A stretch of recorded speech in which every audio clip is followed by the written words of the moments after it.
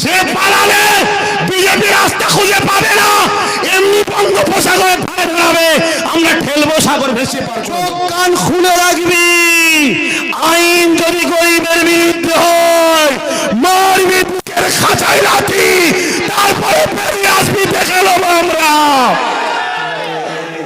কাছের লোককে পাঠিয়েছিল আমাকে বুঝাতে, বুঝতে পারছেন না?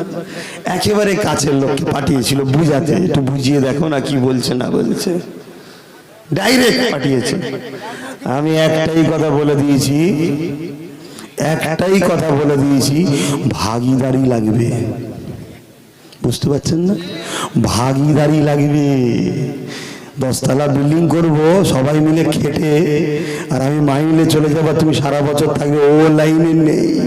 তোমার 8 তলা থাকে, থাক, আমার 2 তলা থাকবে, তুমি একটু বেশি লাও, অসুবিধা নেই, কিন্তু খেটেছি যখন ভাগিদারি লাগবে।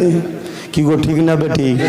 নাই সব কিছু হয়ে গেল, ধান কাটলাম আমি, চাষ করলাম আমি, নাগল দিলাম আমি, ঝাড়লাম আমি, সেদ্ধ করলাম আমি, রান্না করলাম আমি, খাবার সময় বলছে বাইরে দাঁড়া, খেয়ে এলে কথা বলবো। এটা হয়? হ্যাঁ, মিছিলে আমি, দিওয়াল লেগায় আমি, টাকা খরচে আমি, মারপিটে আমি, ভূত দখলে আমি, মাথা ফোড়ানো আমি, আমার ভাইকে মারলাম, সব কিছু করলাম, আর ঠান্ডা ঘরে যে আইন তৈরি করছে আমাদেরই বিরুদ্ধে। ভুল বলছি? অতএব ওখানে গোটা 50 থাকবে, ওখানে গোটা 50 থাকবে, দরকার আছে না না?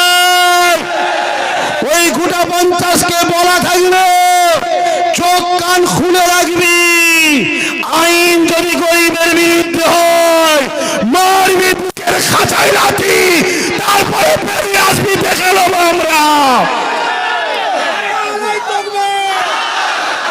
কথা বুঝে আসছে না? ছেলে খারা ধরেছো মানুষগুলোকে নিয়ে, এ গরিব দলিত গুলো, আদিবাসী গুলো, মুসলমান হিন্দু গুলোকে নিয়ে ছেলে খারা ধরেছে নেতাগুলো, শুধু ভিক্ষা দিচ্ছে, আর বেচারিরা খিদে পেটে আছে, খেয়ে ফেলছে। সবার করো, আর 4-5 মাস সবার করো, যা দেবে ফেরত দেবে না, সব নিয়ে নেবে। বিজেপি দিক আর দিদি দিক আর বাম কংগ্রেস যেই দিক, সব নিয়ে নেবে। একটাবার আব্বাস সিদ্দিকীর কথা, বাবাজির কথা, ভাইজানের কথা মেনে নিতে হবে। রাজি আছে? শেষবার বলুন, রাজি আছে? ধোঁকা নয়তো, গাদ্দারি নয়তো, মিথ্যা নয়তো, মুনাফিকি নয়তো। কারা কারা হাত তুলেছে আমি দেখিনি? আমার আল্লাহ দেখছে না, দেখে রে, আল্লাহ দেখছে না, দেখে রে। আপনার যদি এই ধোকাটা হয়, এখানে হাত তুলে যদি আমার পিছনে অন্য কিছু হয়, আমি জানবো না, আল্লাহ জানবে না? জানবে না? তুমি দুনিয়াতেও ঠকবে, পরকালে জবাব তোমার কাছ থেকে নেবো আমি।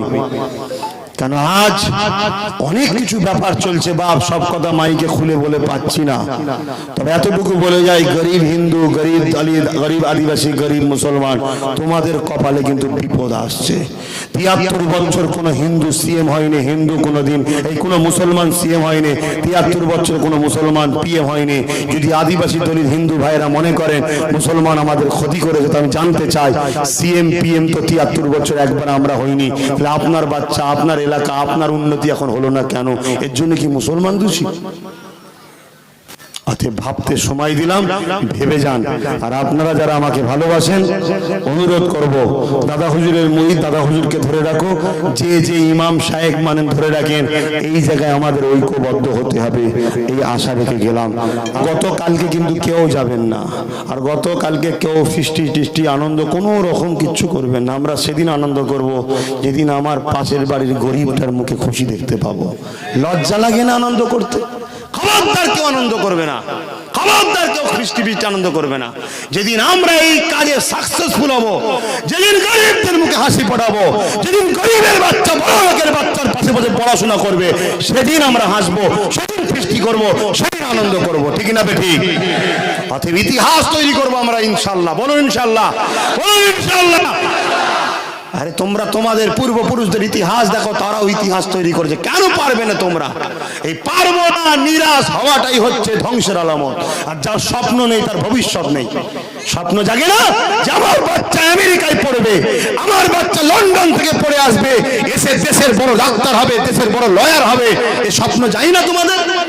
500 টাকায় বিক্রি হয়েছে, চাল কিনে নিয়ে চলে গেল, কই গো রান্না করে খাবো। এ কি জীবন তোমাদের? আমার প্রয়োজন ছিল না এই কাজ করার।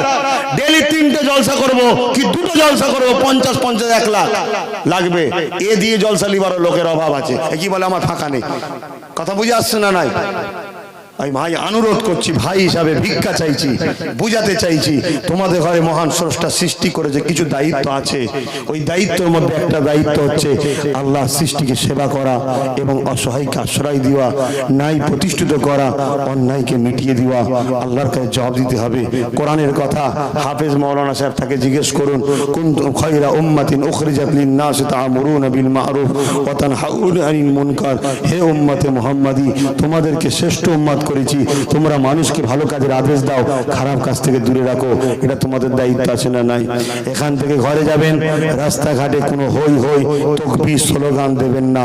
আর মনে রাখবেন, এটা ধর্মীয় জলসা, নারে তাকবীর, আল্লাহু আকবার, সুবহানাল্লাহ, আলহামদুলিল্লাহ সব ঠিক আছে। আপনি যখন আপনার পাড়ায় থাকবেন, আপনি আপনার ধর্মীয় স্লোগান দেন, অপরের পাড়ায় গিয়ে ধর্মীয় স্লোগান দেবেন না। এটা গণতান্ত্রিক দেশ, হিকমতে কাজ করতে ইসলাম বলেছে। কথা বুঝে আসছে না? দ্বিতীয় নম্বর, যখন রাজনীতির ব্যানারে বা কোনো এমনি শীত বস্ত্র বা গরিবদের সেবা বা কি বলে ব্লাড অর্পণ শিবির হবে, সেখানে কোনো ধর্মীয় স্লোগান আপনারা দেবেন না। কথা বুঝে আসছে? কথা বুঝে আসছে? কেন? সেখানে জাতি ধর্ম বর্ণ নির্বিশেষে সবাই থাকবে। আপনি আপনারটা দেবে, সে তারটা দেবে, সে তারটা দেবে। একটা বিশৃঙ্খলা না করে আমাদের লক্ষ্য হলো মানব সেবা, মানব প্রেমের স্লোগান থাকবে, রাষ্ট্র সেবা, রাষ্ট্র প্রেমের স্লোগান থাকবে। এখানে যখন আমরা বসেছি ধর্মীয় মাহফিল, ধর্মীয় স্লোগান দিচ্ছি, 100 বাদ দেবো, এখানে দেবো, ঠিক না বেটি? হ্যাঁ,